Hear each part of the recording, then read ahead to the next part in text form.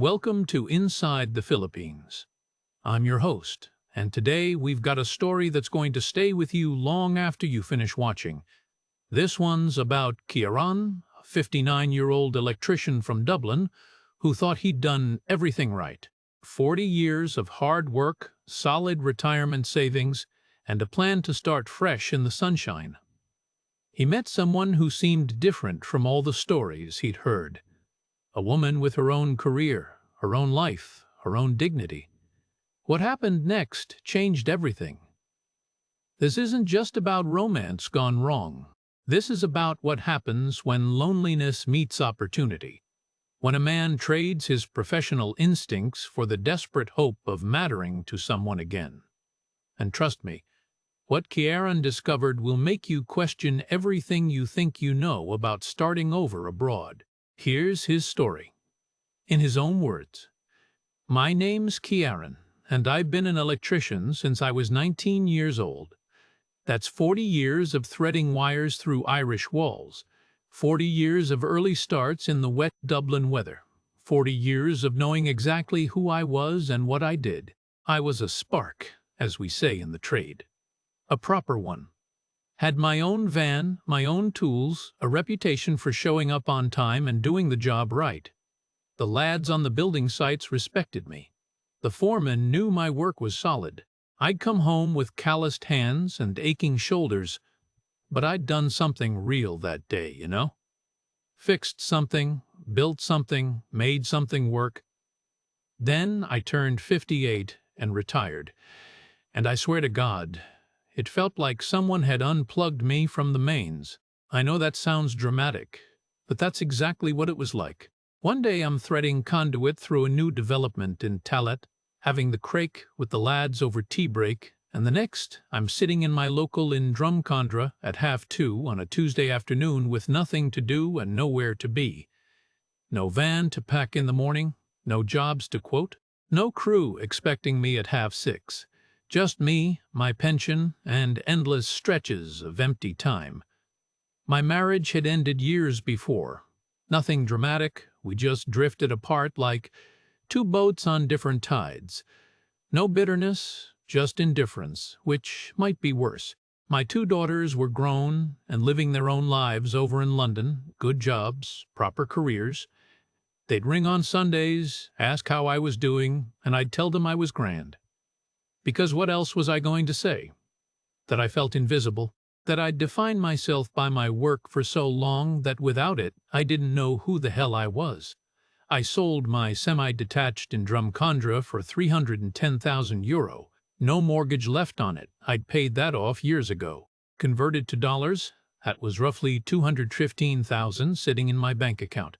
More money than I'd ever had at once in my life. Should have felt brilliant, shouldn't it? But I just felt hollow, like I had all this money and absolutely nothing to do with it except watch it slowly disappear paying Dublin rent prices until I died. That's when YouTube's algorithm started feeding me the dream. You know how it works. You watch one video about retiring abroad and suddenly, that's all you see. Retire in the Philippines on $1,000 a month. How I live like a king in Southeast Asia on my pension. Paradise for Western retirees. The Philippines Guide. Endless videos of older lads like me, sitting by beaches, cold San Miguel in hand, massive smiles on their faces, going on about how their money stretched 5 times further, and how the people were so friendly, and how they'd finally found happiness. I watched dozens of them, hundreds maybe, and the Philippines kept coming up again and again. Not Thailand, not Vietnam, the Philippines. The videos made it sound perfect. Tropical weather, English speakers everywhere, cheap cost of living, and people who actually smiled at you on the street, instead of looking through you like you're already dead. Spain's where all the Dublin pensioners go, isn't it? Costa del Sol, endless golf courses, Irish pubs, serving chips, and watching the Premier League. But that felt like just moving to a warmer version of the same life I was trying to escape. The Philippines felt like an actual adventure, somewhere I could stretch my money, sure, but also somewhere I might actually matter again, be useful, be seen. The SRRV retirement visa seemed straightforward enough for someone who'd navigated Irish revenue his whole life. You deposit money, they give you residency, you can stay as long as you want. Simple. So, in January 2022, I booked a one-way ticket to Cebu. Told my daughters I was giving it 3 months as a trial run. See if I liked it. They were supportive but clearly skeptical. Probably thought I'd be back in Dublin by Easter, complaining about the heat and the food. I landed in Cebu on a Tuesday afternoon and the heat hit me like opening an oven door. Proper tropical heat, the kind that soaks through your shirt in minutes. Got a bus down to Dumaguete in Negros Oriental, a university town I'd read about online, supposed to be quieter than Manila or Cebu City, popular with retirees, safe, affordable. The bus ride took 7 hours through mountain roads, villages, endless palm trees. I watched the Philippines roll past the window and thought, Christ, what am I doing? Dumaguete turned out to be exactly what the videos promised. Small city, university students everywhere. Rizal Boulevard running along the sea where locals walked in the evenings. I rented a studio flat near the boulevard for 12,000 pesos a month, about $230. Tiny place, basic furniture, but it was mine and it was cheap, and I could walk to the sea in 5 minutes. The first month, I just existed. Learned to navigate the jeepneys and tricycles, figured out which restaurants didn't give foreigners food poisoning, joined some expat Facebook groups. Everyone in those groups was older guys like me comparing pension strategies, arguing about visa requirements, posting photos of their Filipina girlfriends and wives. Some of the stories made me uncomfortable, if I'm honest. 70-year-old men with 25-year-old partners, lads bragging about how cheap their girlfriends were to maintain. I told myself I wasn't like that. I wasn't some desperate sex tourist. I just wanted a fresh start. I started going to the Wednesday expat meetup at a cafe near Silliman University. Mostly it was the same faces every week.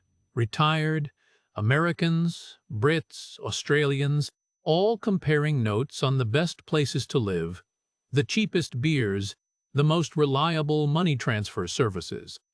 And, yeah, discussing their Filipino wives and girlfriends like they were comparing car models. That's where I met Marisel. It was late April, about 3 months into my Philippines adventure. I was sitting at my usual table, half listening to some American going on about his visa extension problems, when I noticed her across the cafe. She was sitting with a couple of other Filipina women, all working age, dressed professionally, clearly not the bar girls or mall prowlers you'd see orbiting the older foreign men. They were having their own conversation, laughing, ignoring us completely. Something about that appealed to me. She wasn't looking for anything, wasn't performing. I don't even remember how we started talking. I think she asked to borrow the sugar bowl from my table.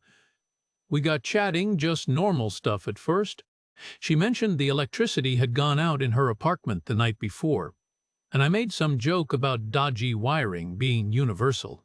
She laughed a proper laugh, not a performative one, and asked if I knew about electrics. 40 bloody years' worth, I told her.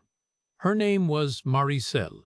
She was 42, worked as a bookkeeper at a resort down in Dublin, about 15 minutes south.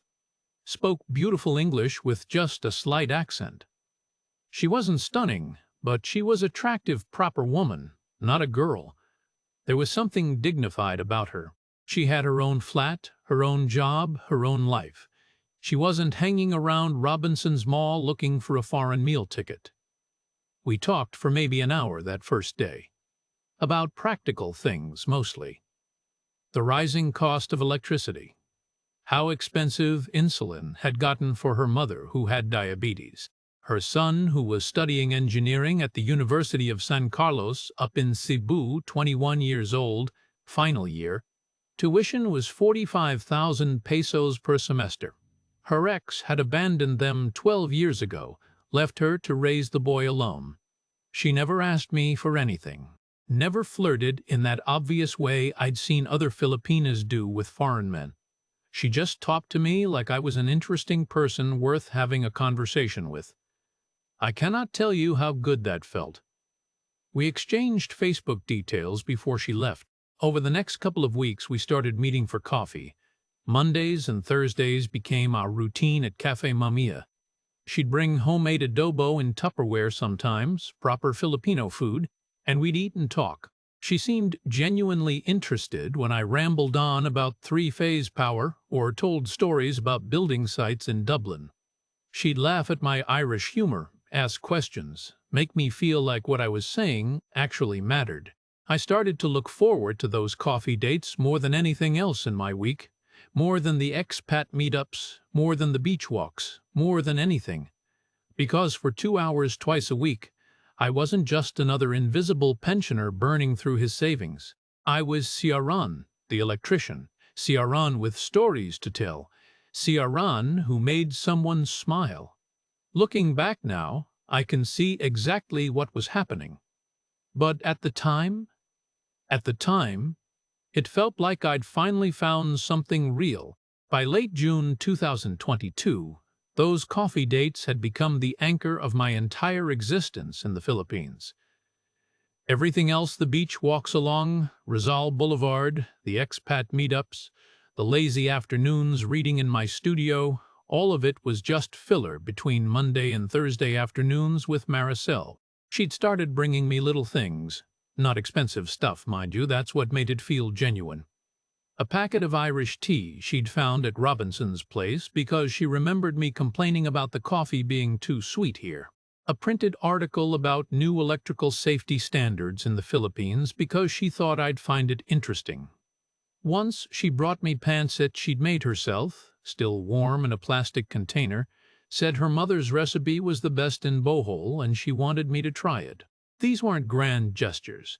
They were thoughtful, personal. The kind of thing you do when you actually care about someone, not when you're trying to extract money from them. I'd been in the Philippines 5 months by then, and I'd seen how the game usually worked. The other lads at the expat meetup were open about it. You sent your girlfriend an allowance, maybe 5 to 10,000 pesos a month, covered her rent, helped with family emergencies. It was just understood. But Marisel never asked. Not once. Her phone was an old model with a cracked screen. Her sandals were worn at the heels. She'd mention offhand that she needed to save up for new work shoes, but she never looked at me expectantly when she said it. That made me want to help her even more, if that makes sense. It felt like it would be my choice, not her manipulation. Our 5th coffee date was different. It was late June, a Thursday afternoon, and Dumaguete was in the middle of one of those tropical downpours that come out of nowhere and turn the streets into rivers. We ducked into Cafe Mamia just as the rain started, both of us laughing, her hair plastered to her face, my shirt soaked through. We talked for 3 hours that day. The cafe emptied out around us. The rain kept hammering the tin roof, that constant drum that makes conversation feel intimate somehow, like you're in your own world. She told me about growing up in Bohol, how her father had died when she was 16, and her mother had worked herself half to death to keep Marisel in school. How she'd met her ex when she was 28, he'd seemed responsible, had a job in Cebu, promised her stability. Then Jarek came along and the man just couldn't handle the responsibility. Left when the boy was 9 months old. She'd raised him alone ever since. I told her about my marriage ending, about my daughters being grown and gone, about retirement feeling like stepping off a cliff into nothing, about feeling invisible. I'd never said that out loud to anyone, but it came out with her. She reached across the table and squeezed my hand, said she understood exactly what I meant, that she'd felt invisible her whole life, just another struggling single mother in a country full of them. When the rain finally stopped and we walked out into the steam rising off the wet pavement, I kissed her. Didn't plan it, just happened. We were standing outside her apartment building near Quezon Park. the sky still gray, water dripping from the mango trees, and I just did it. She kissed me back, then pulled away and cried. Actually cried. Not delicate tears, either proper sobbing. I panicked, thought I'd made a terrible mistake, started apologizing, but she shook her head, wiped her eyes, and said she'd given up on meeting someone decent, that she'd resigned herself to just working and raising Jarek and maybe eventually being alone when he moved away for his career, that she couldn't believe a good man like me would want someone like her older, with a kid, with nothing to offer. I told her that was nonsense, that she was exactly what I'd been looking for without knowing I was looking for it. Looking back now, that moment was when she had me completely. Hook, line, and sinker, as they say. But Christ, it felt so real. Her tears felt real. The vulnerability felt real. Everything about it felt like I'd finally found what I'd come to the Philippines searching for. I started staying over at her flat on weekends after that. She never asked me to. That was important to me. I'd suggest it, and she'd seem pleased but never expectant. Her apartment was simple, clean, just a one-bedroom place she rented for 8,000 pesos a month, about $150. Nothing fancy, but she'd made it homey. Photos of Jarek at various ages on the walls. A small shrine to Santo Niño in the corner like most Filipinos have. Everything tidy, organized, the habits of someone who'd been taking care of herself for a long time. She worked Monday through Friday at the resort in Dublin, or so she said. She'd leave early, around 7, come back around 5. I never thought to verify it. Why would I? She had business cards. She'd complain about her boss, about difficult guests, about the resort's accounting software being ancient. All the normal work complaints everyone has. We'd cook dinner together in her tiny kitchen. She taught me how to make proper adobo, laughing at my terrible knife skills. We'd watch Filipino soap operas on her ancient TV, and she'd translate the dramatic bits for me. We'd lie in bed with the electric fan rattling overhead, the sound of karaoke bleeding through the walls from the neighbors, and talk about everything and nothing. In September, about 4 months after we met, she introduced me to her mother via video call. Elderly woman, lovely face, clearly struggling with her health. She was sitting in what looked like a simple wooden house, called me po, with every sentence that respectful term Filipinos use, thanked me for being good to her daughter. Blessed me in Bisaya. The diabetes was clearly taking its toll. I could see it in her hands, the way she moved. Marisel translated most of it, but I got the gist. This was a good woman who'd raised a good daughter in hard circumstances. Marisel also showed me more photos of Jarek. Handsome kid, serious face, engineering textbooks visible in some of the shots. She'd talk about him with such pride, how he was top of his class, how he'd get a good job after graduation, how he'd finally be able to help support his grandmother. The father had never paid a peso of child support, so it had all been on Marisel's shoulders. 21 years of it. I felt proud to be part of this family, even peripherally. These weren't bar girls or scammers. This was a real woman with a real family, real struggles, real dignity. I'd found exactly what I'd hoped to find in the Philippines. Not just cheap living and warm weather, but purpose, connection, a reason to matter. By September 2022, we were effectively a couple, though we'd never formally defined it. I still kept my studio flat near Rizal Boulevard, 12,000 pesos a month. I was still paying, even though I barely stayed there anymore. Spent most nights at her place. She'd pack me lunch sometimes when I'd go out exploring or meeting other expats. I'd bring home groceries. We'd split costs for dinner. It felt natural, equal, like two adults building something together. I hadn't been this content in years, maybe decades. The emptiness that had driven me to the Philippines in the first place, that feeling of being unplugged, invisible, useless, had disappeared. I had someone who needed me, yes, but also someone who seemed to genuinely enjoy my company. Someone who laughed at my jokes and listened to my stories and made me feel like I was still worth something. The money in my bank account sat there untouched. $210,000, give or take. I was living comfortably on my pension, about 1,300 euros a month, roughly $1,400, more than enough in the Philippines. The savings were just sitting there, earning minimal interest, waiting for some undefined future emergency. I had no idea that emergency was about to start making itself known, one reasonable request at a time. The first ask came in October 2022, about 6 months after we'd met. We were lying in bed one evening, the fan doing its best to push the humid air around, when Marisel went quiet. I could tell something was on her mind. She had this way of getting very still when she was worried about something. Finally, she said it. Jurek's final year tuition at USC was due, 120,000 pesos, about $2,200. She'd been saving for it, she said, but her mother's insulin costs had spiked recently and she'd had to help with that instead. She was short. She'd figure it out somehow, maybe take out a loan, maybe ask Jurek to defer a semester and work first. But you could hear the shame in her voice, the fear that her son's education might get derailed because she couldn't manage it all. She wasn't asking me.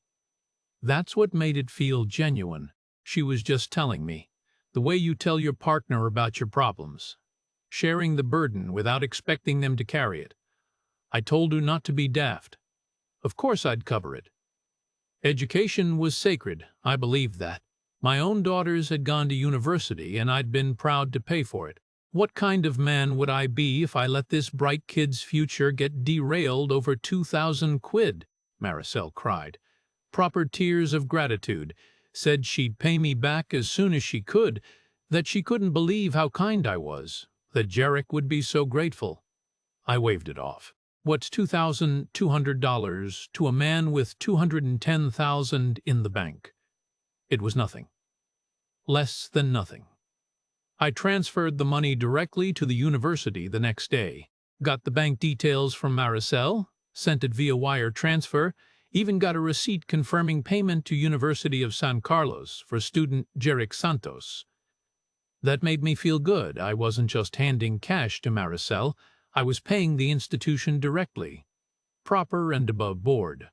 Marisel showed me Jurek's grateful message on Facebook Messenger. Long paragraph in a mix of English and Tagalog thanking his mom's boyfriend for believing in him, promising to make us proud, saying he'd pay it back someday when he was a successful engineer. It felt real. It felt right. Looking back, I should have wondered why I never spoke to Jurek directly, why it was always messages through Marisel, photos she showed me, stories she told. But I didn't. I trusted her completely. The second ask came in November, barely a month later. Her mother's insulin costs had gotten worse. The diabetes was progressing, the doctor said, and she needed better medication now. 18,000 pesos a month, about $340. Could I help? Just temporarily, until Marisel got her Christmas bonus from the resort. Maybe 2 or 3 months. Again, she wasn't demanding. She was apologetic, embarrassed even. Her mother was everything to her. The woman had sacrificed her whole life, raising Marisel alone after her father died. How could she not help her now? I agreed immediately. Started sending 20,000 pesos a month via GCash, roughly $380. I rounded it up so Marisel would have a bit extra for her mother's other needs. Food, transportation to doctor's appointments, whatever. It felt good to help. To be useful. To matter. $380 a month.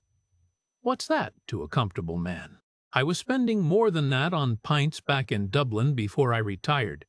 Here it was keeping an elderly woman alive and comfortable. That felt meaningful in a way my life in Dublin never had. By December 2022, I'd been in the Philippines nearly a year, and I'd given Marisel's family about $8,000 total. The tuition, 6 months of insulin and support payments, a few hundred here and there for emergencies. Her phone broke, her mother needed new glasses, Jarek needed textbooks. Each request was small, reasonable, well explained. Each time, Marisel was apologetic and grateful. I didn't feel taken advantage of. I felt needed, valued, like I was building something real with this woman and her family. That's when Marisel suggested we get married. It wasn't romantic, I'll give her that. We were having dinner at her place, chicken adobo, white rice, San Miguel beer, when she brought it up. Said she'd been thinking about our future. She wanted commitment, security. She wanted to build a proper life together, not just keep floating along uncertain. She was 42, not getting any younger. If we were going to do this, she wanted to do it properly.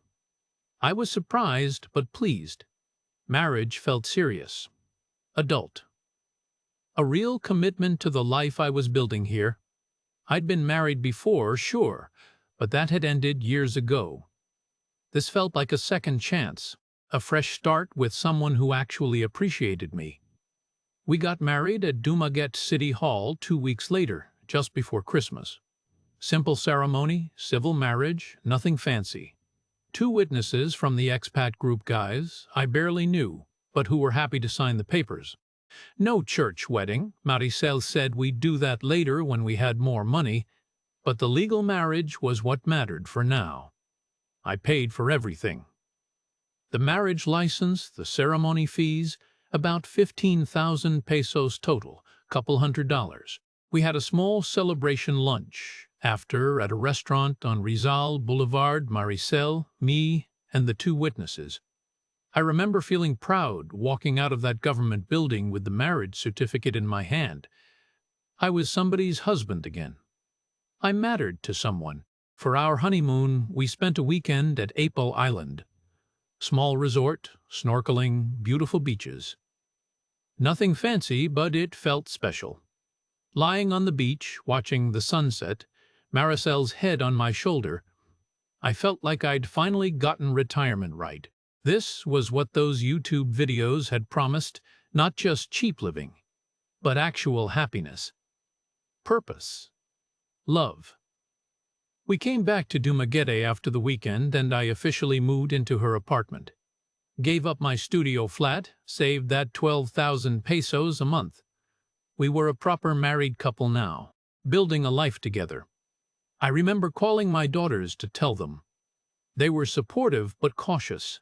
My eldest asked if I was sure, if I really knew Marisel well enough.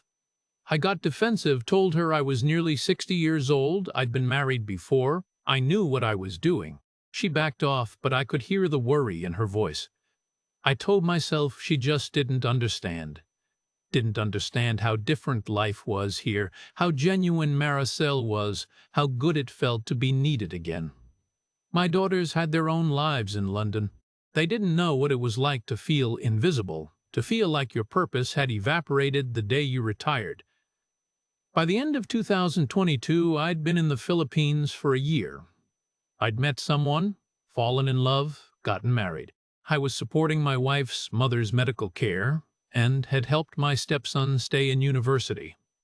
I felt like a provider, a husband, a father figure. All the things retirement had stripped away from me. My bank account had dropped to about $200,000. Still plenty. Still more than enough. The pension kept coming in every month, plenty to live on here.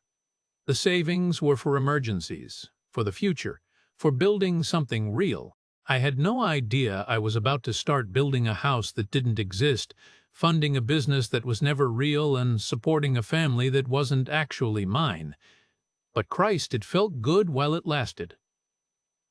Early 2023 brought the big ask, the one that should have made me pause, but instead made me feel like a proper man again, a builder, a provider, someone creating something that would last. Marisel's mother's house in Bohol was falling apart. We'd been married 2 months when Marisel started showing me photos on her phone, bamboo walls rotting through, roof patched with rusty corrugated iron, gaps you could see daylight through. Her mother was living in that. The woman who'd raised Marisel alone after her father died, who'd worked herself to the bone to keep her daughter in school, who'd sacrificed everything. And she was living in a structure that looked like one good typhoon would flatten it. Marisel cried when she showed me. Real tears, not the performative kind. Said she felt ashamed every time she video called her mother and saw those walls behind her. Said she'd been trying to save up for years, but between Jarek's school fees and her mother's medical costs, there was never enough left over. Could we build her a proper house? Something concrete, safe, dignified. Somewhere her mother could live out her years without worrying about the roof collapsing or the walls giving way. Marisel had gotten quotes from contractors in Jagna, the town in Bohol where her mother lived. 1.8 million pesos, about $33,000. I'll be honest, that number made me catch my breath. It was the biggest single expense I'd ever considered in the Philippines. But Marisel wasn't pressuring me. She said she understood if it was too much, that maybe they could do it in stages, build one room this year and another next year. Or maybe take out a loan, though the interest rates in the Philippines were criminal. I looked at the photos again. That bamboo structure. The elderly woman I'd spoken to via video call, blessing me in Bisaya, calling me Po with such respect. The woman who'd given everything to raise the person I loved. I said yes. Marisel cried harder, hugged me, said I was giving her mother the greatest gift anyone had ever given her family, that her mother would have somewhere safe to live for the first time in decades, that this was what real family did for each other. They took care of the people who'd taken care of them. That phrase stuck with me. Real family. I'd found it. After years of feeling disconnected from my own daughters who were busy with their London lives, after a marriage that had died from indifference, I'd found people who needed me, valued me, saw me as essential. Before I transferred the money, I did my due diligence. I'm not a complete idiot. I looked up the land on Google Maps. Marisel gave me the exact barangay in Jagna. I could see the area, small houses clustered together, very rural. Made sense. I asked about putting the land in my name, but Marisel gently explained what I'd already read online. Foreigners can't own land in the Philippines. It's the law. The house would have to be in her name or her mother's name. Since her mother was elderly and the paperwork might be complicated, better to put it in Marisel's name. That made sense. We were married. What's hers was mine, and what's mine was hers, right? That's how marriage works. I transferred 1.8 million pesos in February 2023, $33,000. Sent it directly to Marisel's bank account. She said she'd handle all the contractor arrangements, the permits, everything. She knew how things worked in the Philippines, the bureaucracy, the barangay politics, who to pay what to make things move smoothly. I'd just get frustrated trying to navigate it all. The construction updates started coming in March. Photos via Facebook Messenger. Foundation being poured, concrete mixers, workers in the tropical heat, rebar sticking up. Then the walls rising, concrete blocks stacked, the structure taking shape. Then the roof going on, proper galvanized iron, not the patched, rusty stuff from before, progress photos every week or two. I never visited. I know how that sounds now, but Bohol from Dumaguete isn't a simple trip. You take a ferry from Dumaguete to Tagbilaran, then a 2-hour bus ride to Jagna, minimum 6 hours each way.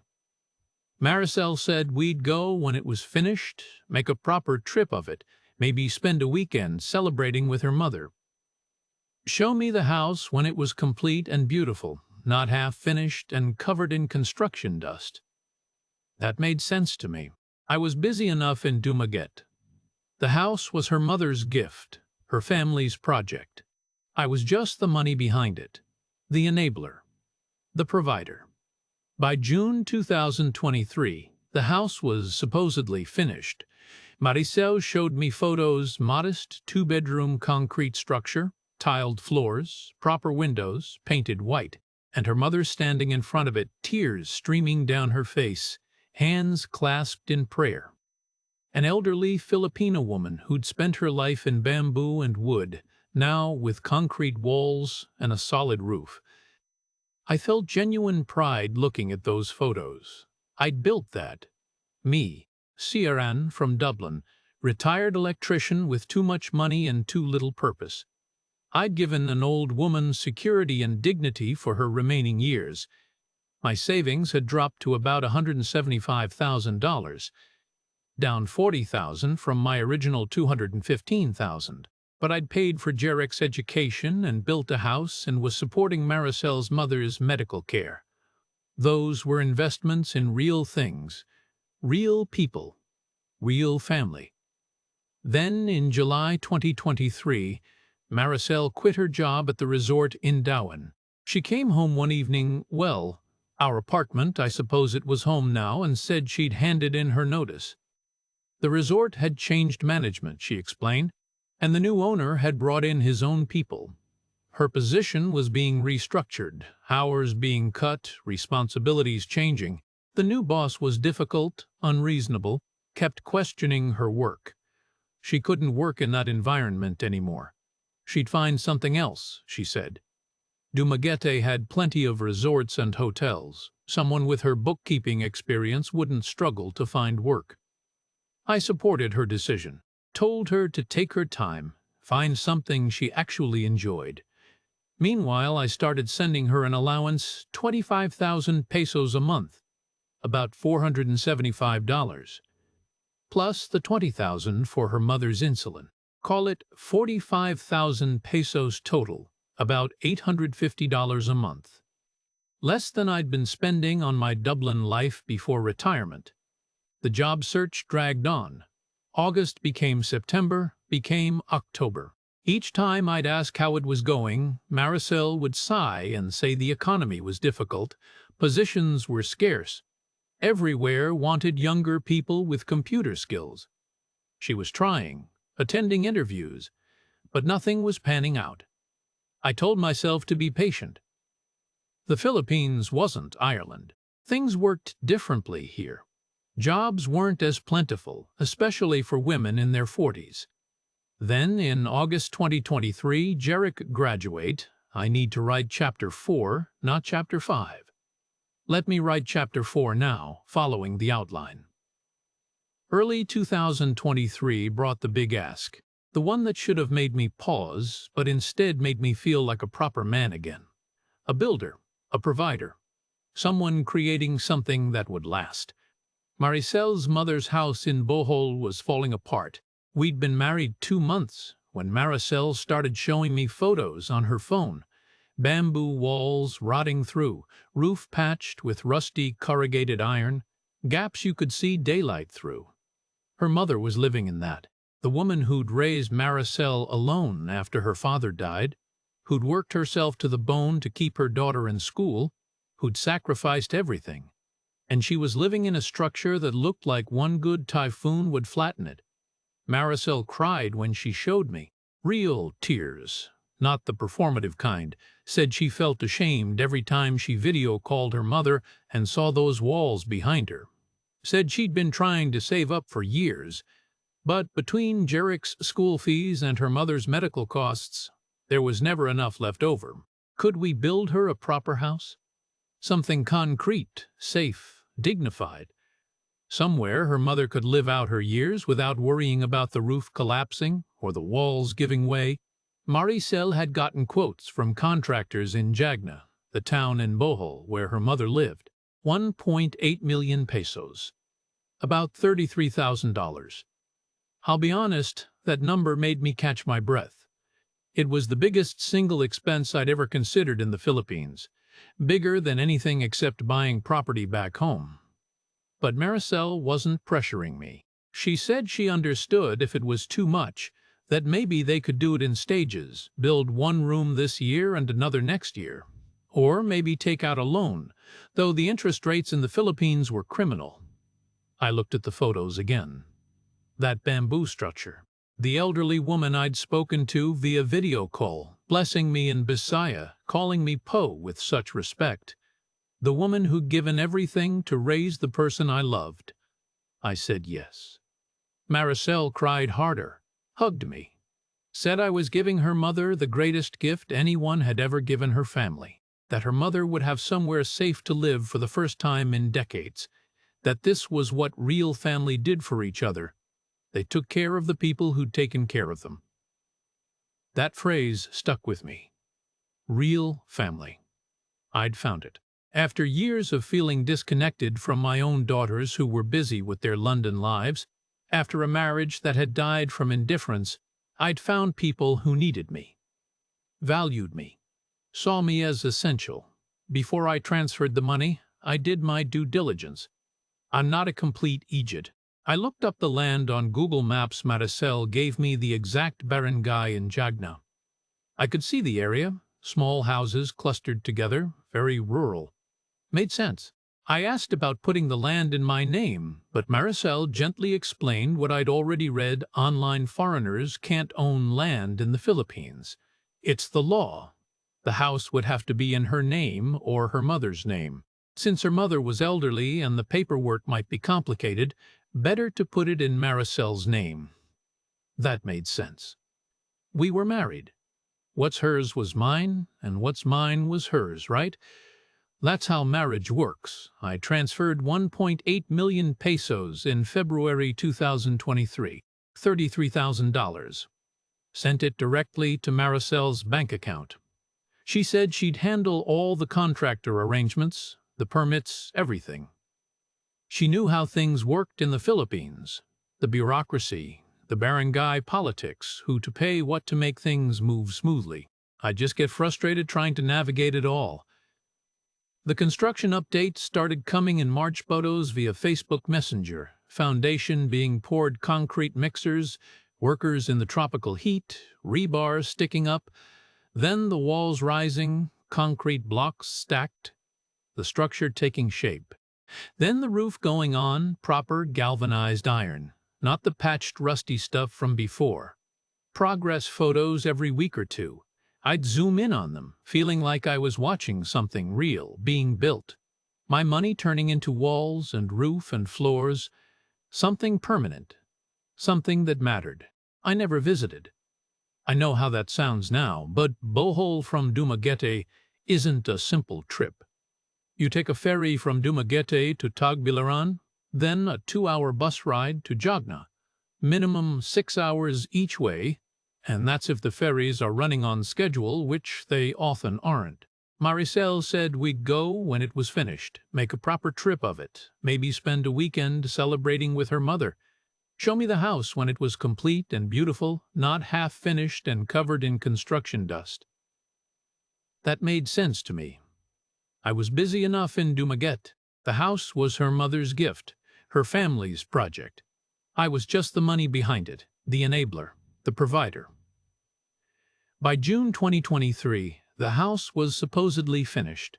Marisel showed me photos: modest 2-bedroom concrete structure, tiled floors, proper windows, painted white, and her mother standing in front of it, tears streaming down her face, hands clasped in prayer. An elderly Filipina woman who'd spent her life in bamboo and wood, now with concrete walls and a solid roof. I felt genuine pride looking at those photos. I'd built that, me, Ciaran from Dublin, retired electrician with too much money and too little purpose. I'd given an old woman security and dignity for her remaining years.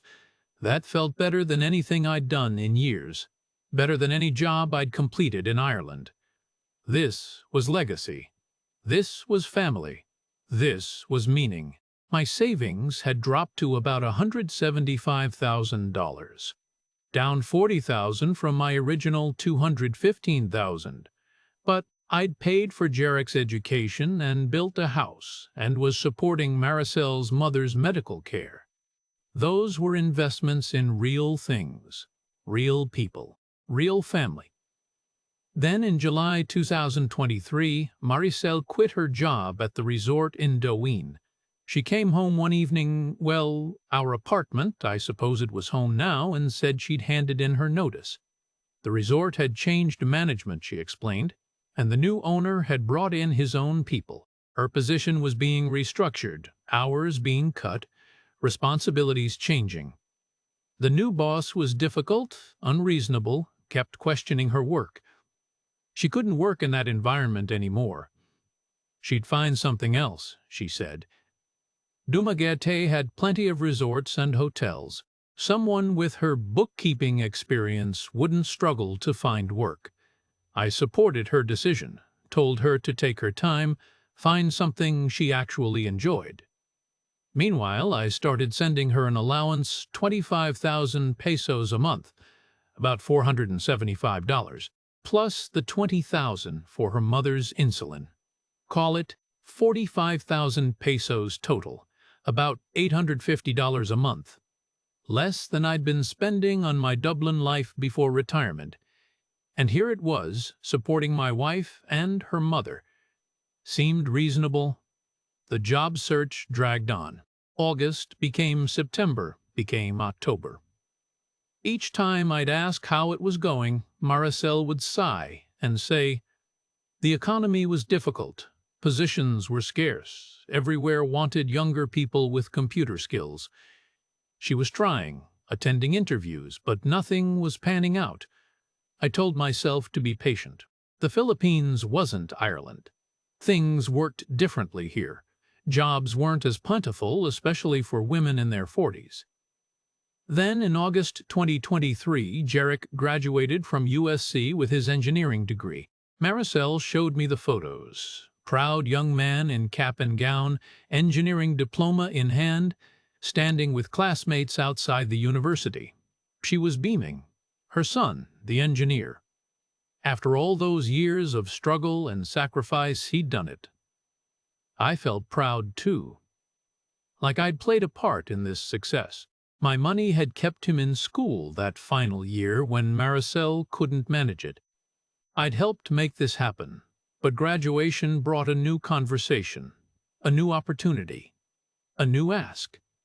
Jarek wanted to start a construction supply business in Cebu with a classmate. They'd done the market research, seen the construction boom happening across the Visayas, identified a gap in the market for reliable suppliers of quality materials at competitive prices. Young, hungry, ready to work. They just needed capital. 2.5 million pesos, about $47,000. For initial inventory, warehouse deposit, business permits, a small delivery truck. Everything properly costed out in a business plan. Marisel showed me typed document, spreadsheets, projections. This was the largest ask yet. Nearly $50,000, a quarter of what I'd originally come to the Philippines with. I hesitated. I'll give myself that credit, I actually hesitated. But Marisel wasn't pushing, she was practical about it. Said she knew it was a lot, that Jarek and his partner could try to get a business loan instead. Though, again, Filipino bank interest rates were brutal, 20% or more. It would cripple the business before it started. Or Jarek could get a regular engineering job, save up for a few years, maybe start the business when he was 30 instead of 22. But the opportunity was now. The construction boom was now.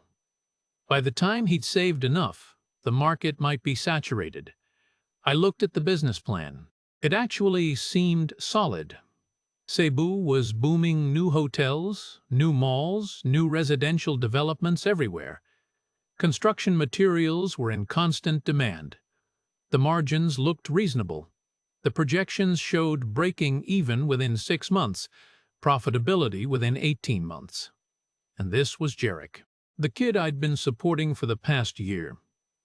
The engineering graduate who'd thanked me via Facebook message, promised to make us proud, said he'd pay it back someday.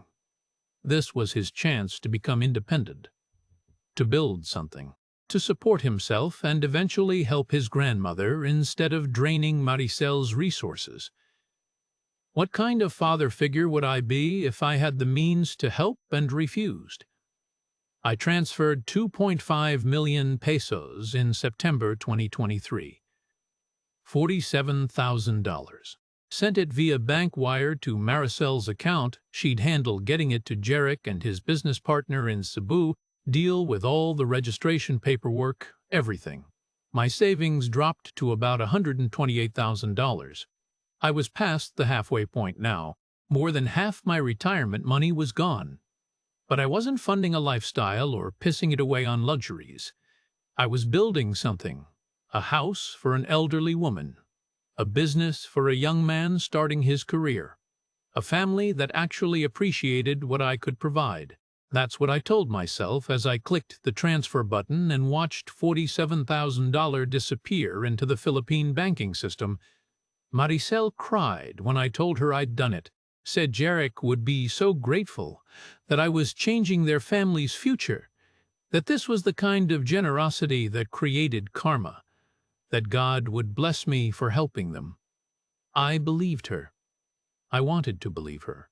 I needed to believe her. Because the alternative that I was being systematically emptied out by someone who'd read me like a schematic, who'd identified every wire she needed to pull, was too painful to even consider.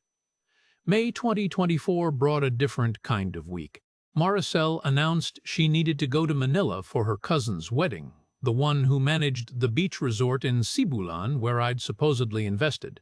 5 days, she said, big family affair. She'd be back Sunday. I helped her pack, watched her fold clothes into a small suitcase, the same one she'd brought on our honeymoon to Apo Island 2 years before.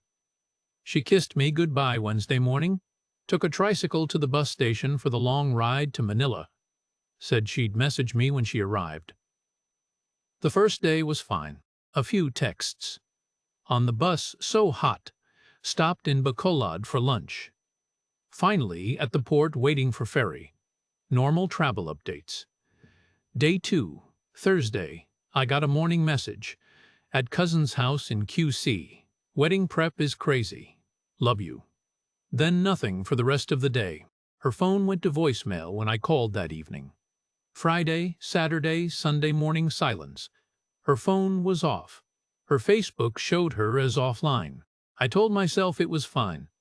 Manila was chaotic.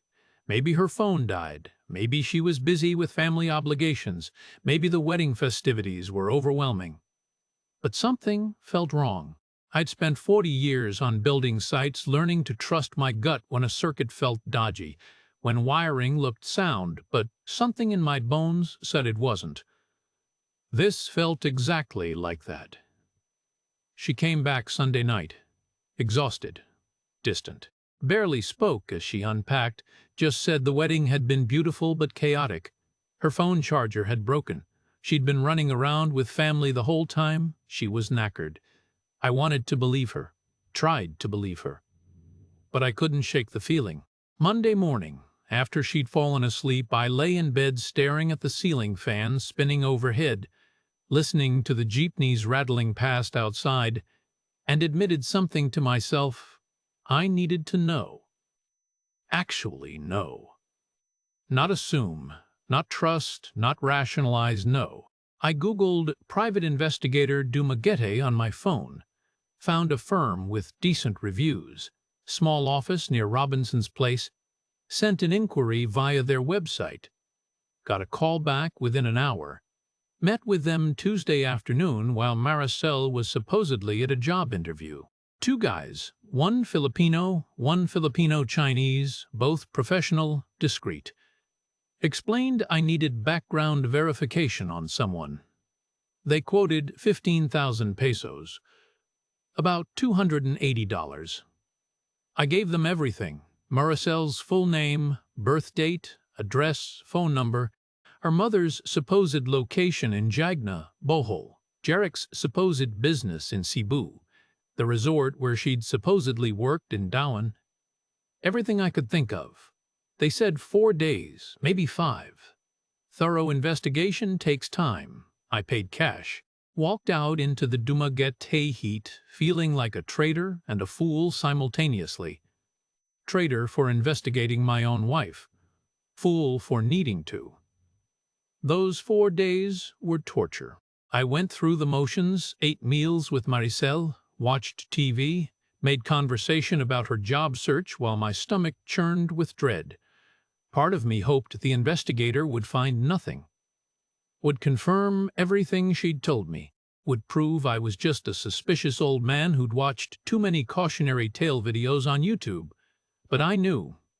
Deep down, I knew. Friday afternoon, 4 days after I'd hired them, my phone rang. The investigator report was ready. Could I come to their office?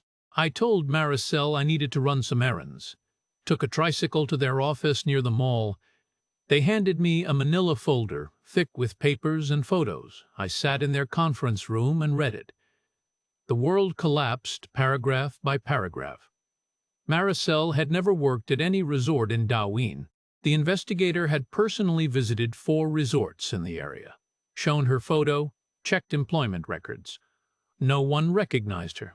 No employment history under her name existed anywhere in the Dublin resort industry.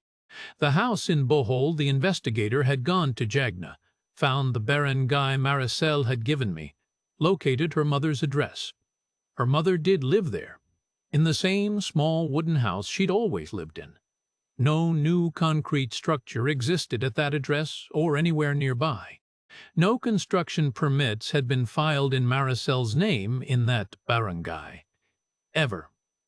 Jarek wasn't her son. He was her nephew, her younger sister's child. Marisel had never been married, never had children. The whole story about the ex who'd abandoned them when Jarek was 9 months old fiction. But the worst part. Christ. The worst part. Marisel maintained relationships with at least 2 other foreign men. The investigator had followed her during my 5 days of hell, waiting for the report, documented her movements, taken photographs. A 67-year-old German man in Cebu City named Marcus. She visited him every 2 weeks, told me she was going to job interviews. He sent her €800 monthly via Western Union, about $870. A 61-year-old Australian in Davao named Graham. She visited him monthly, told me she was visiting her mother in Bohol. He built her an actual house, a real one, in his name, but for her use in a subdivision outside Davao City.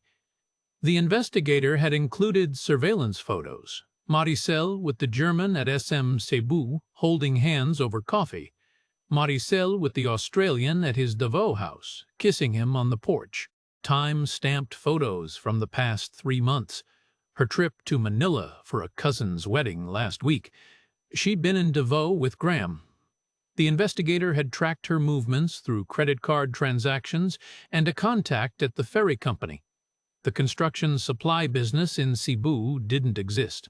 No business registration under Jarek's name or his supposed partner's name. No warehouse, no permits, no company. The beach resort investment in Sibilan, the investigator, had visited the resort. They had no investor program, weren't building rental cottages, had never heard of Marisel's cousin, had no one by that name employed there. Every hospital bill, every business plan, every tearful appeal fabrications. She wasn't even from Bohol originally. Birth records showed she was from Mindanao, from a town outside Davao. She'd moved to Dumaguete 4 years ago, shortly before foreigners started retiring there in larger numbers. The investigator estimated, based on what they'd uncovered, that Marisel earned approximately $3,500 monthly from her 3 foreign husbands, none of whom knew about the others. I was a job, a revenue stream, a mark. I sat in that conference room and felt 40 years of professional instinct, of trusting my gut, of reading situations, of spotting faulty connections collapse into ash. I'd ignored every warning sign because I'd wanted so desperately to believe I mattered. The investigator asked if I was all right, offered me water. I must have looked like I was having a heart attack. Maybe I was. Felt like my chest was caving in. I paid them, thanked them, walked out into the Dumaguete afternoon. The heat felt different now. The sounds, jeepneys, tricycles, vendors shouting, sounded distant, muffled, like I was underwater. I had $29,000 left. That's what 2 years of love had cost me. $174,000 bought me photos of my wife kissing other men and a house that didn't exist. I walked back to the apartment we shared, the folder tucked under my arm like a bomb about to explode both our lives. But I didn't go inside yet. Couldn't face her yet. Sat on a bench along Rizal Boulevard watching the sun set over the sea, watching families walk past, listening to the evening sounds of a city that had seemed like paradise and now felt like a cage. Tomorrow I'd confront her. Tonight I'd let myself be a fool for a few more hours. Let myself remember what it felt like when I'd believed it was real. Because that's what hurt the most. Not the money. The belief. The hope. The feeling that I'd finally found what I'd come here searching for. All of it, every moment, every smile, every tear, every time she'd said she loved me, calculated, performed. Sold to 3 men simultaneously, none of us knowing we were sharing the same actress playing the same role. I'd spent 40 years wiring Dublin. Never once got electrocuted. Came to the Philippines and got absolutely fried. Saturday evening, I walked into our apartment with the investigator's folder in my hand. Marisel was cooking dinner adobo, the dish she'd made me on our first dates. The smell that used to make me feel at home now made me feel sick. I laid the folder on the table without saying a word. She turned from the stove, saw it, saw my face. Something shifted in her expression. Not panic, recognition. Like she'd been expecting this eventually. I opened the folder, spread the photos across the table. Marisel with the German at SM Cebu. Marisel with the Australian at his Davao house. The investigator's report documenting 2 years of lies. She sat down slowly, looked at the photos, and cried. Not the performative tears I'd seen before, not the vulnerability that had hooked me outside Cafe Mamiya in the rain. These were quiet, resigned tears. The tears of someone who'd been caught and knew the game was over. I can explain, she said, but then she didn't. Just sat there crying. I'd prepared a speech, had questions lined up, wanted answers about every lie, every fabrication, every moment she'd looked me in the eye and stolen from me. But what came out was simpler. Is any of it real? She looked at me then, really looked at me, and said the words that finished whatever was left. You don't understand what it's like here. I needed to survive. You have so much. What's this money to you? You're rich. You'll be fine. Not, I'm sorry. Not, I loved you. Just cold mathematics. Rich foreigner, poor Filipina. Money changes hands. Discarte, Filipino hustle. Survival. I asked about Jarek, her nephew, she confirmed. Never her son. The construction business didn't exist. I asked about the house in Bohol. She shrugged. My mother still lives in the old house. The money went to other things. I asked about the other men. Were they real, or was I the only fool? They're real, she said quietly. Marcus in Cebu. Graham in Davao. They don't know about each other either. I demanded the money back. All of it, $174,000. She laughed. Actually laughed. Bitter, exhausted. It's gone. Spent. What will you do, sue me? With what money? You think Philippine courts will help a foreigner get money back from his wife? Good luck. She was right. I knew she was right. The marriage gave her legal protection. The money had been gifts, transfers to my wife. I had no legal recourse, no way to recover any of it. I asked her to leave. She nodded like she'd expected that too. Went to the bedroom and started packing. Clothes. Toiletries, the laptop I'd bought her, jewelry I'd given her. Methodical, efficient, like she'd done this before. 45 minutes later, she was at the door, bag in hand. "I didn't hate you," she said. "You were kind. But this is my job. This is how I survive. You were going to give the money away anyway to some bar girl, some other Filipina, someone. At least I worked for it. At least I made you happy for a while." Then she left. Blocked my number. Blocked me on Facebook, vanished, like she'd never existed. I sat alone in the apartment, 60 years old, $29,000 to my name. Wife gone. Family never real. Everything I'd built a fiction. But it got worse. The next morning I checked our joint bank account, the one we'd opened for household expenses. She'd withdrawn 150,000 pesos the day before confronting her. About $2,800. My savings weren't 29,000. They were 26,200. I tried to contact Marisel's cousin about the beach resort investment. The phone number didn't work. Went to the resort in Sibulan. They'd never heard of any investment program. No cottages being built. No cousin named anything close to what Marisel had told me. That $35,000 had gone straight to Marisel's account on her word. Gone. I hired a lawyer to check property records in Bohol. Cost me 25,000 pesos. About $475 I couldn't afford to spend.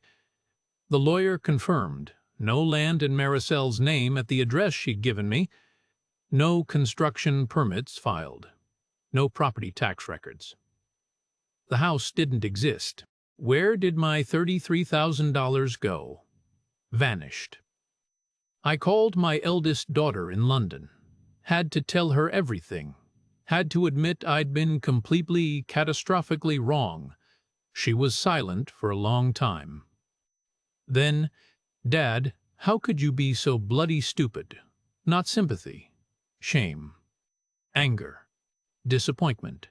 She stopped speaking to me for 6 months. When we finally reconciled, the relationship had changed. I was no longer her father who'd always known what he was doing. I was the old fool who'd been scammed in the Philippines. My younger daughter was more sympathetic but clearly disappointed. The Dublin lads from my electrician days, I couldn't bear to tell them. Still haven't. Present day, November 2024. I'm 60 years old. Still in the Philippines. Can't afford to leave. Rent in Dublin requires at least 1,500 euros a month. $1,600. I have a pension of 1,200 euros monthly. $1,300. The math doesn't work. I can't go home. In the Philippines, I survive in a cheaper studio. 8,000 pesos a month. $150. Live on my pension. Do off-the-books electrical work for expats when I can find it.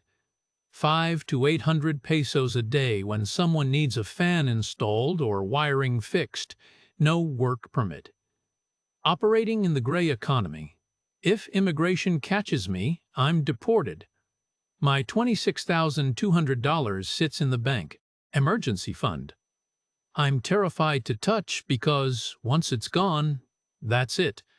I'm 60 years old with no safety net, no family nearby, no home to return to. I live worse than I did at 25, and I have maybe 20 years left if I'm lucky. 20 years of this. So, here's what I learned. What I need you to hear if you're thinking about doing what I did. I thought 40 years working with electricity meant I could spot a faulty connection. Thought I could read situations, trust my gut, identify when something was dodgy, and maybe I could in my trade. But when it came to my own loneliness, I was blind. I was so desperate to not be invisible anymore, to matter to someone, to have purpose after retirement stripped away my identity, that I mistook being needed for being loved. The Philippines didn't scam me. Marisel didn't even scam me, really. My own loneliness did. She just read the wiring diagram I was too blind to see. Desperate man, recent retirement, no family nearby, generous nature, substantial savings. I was a job to her, a well-paying one, and I handed her every tool she needed. If you're retired, if you're lonely, if you're thinking paradise abroad will fill the emptiness inside you, stop. Fix what's broken before you go. Because loneliness travels. Emptiness travels. And predators can smell both from a mile away. I'm not saying all Filipino women are scammers. I'm not even saying Marisel is evil. Poverty creates desperation. Survival requires resourcefulness. But I was a mark, not a husband. A revenue stream, not a partner. And the saddest part, one still remember what it felt like when I believed it was real. When I thought I'd finally found my purpose again. When I felt seen, valued, essential. That feeling was worth something. Even if it was a lie. But not $174,000. Not my dignity. Not the rest of my life. Ciaran's story represents one of the most painful patterns we see in the Philippines. The retired professional who equates financial provision with emotional connection. Filipino culture genuinely emphasizes family support. Utang na lube, the debt of gratitude, is real. Extended family obligations are genuine cultural expectations. But that's not what happened to Ciaran. He wasn't supporting Marisel's family. He was funding a complete fabrication while she maintained multiple relationships. This wasn't cultural difference. This was calculated exploitation. The warning signs were there. The son who never visited despite living 2 hours away. The house he was never allowed to see. The flexible employment that didn't exist. The job search that dragged on for 9 months. But loneliness is the perfect anesthetic. It numbs the instincts that would otherwise protect us. If you're considering retirement in the Philippines, ask yourself this: am I running toward something or away from something? Because if you're running away from emptiness, loneliness, or loss of purpose, those things travel with you. The Philippines won't fix what's broken inside. Neither will Thailand, Vietnam, or anywhere else. Sometimes the most expensive lesson is learning that you can't buy belonging. You can't purchase purpose. You can't wire transfer your way into mattering. Ciaran learned that lesson for $174,000 and the rest of his life. Don't make his mistake. Thanks for watching Inside the Philippines. If this story helped you, share it with someone who needs to hear it. And if you're in Ciaran's position right now, feeling that first doubt, noticing that first inconsistency, trust your gut. It's trying to save you.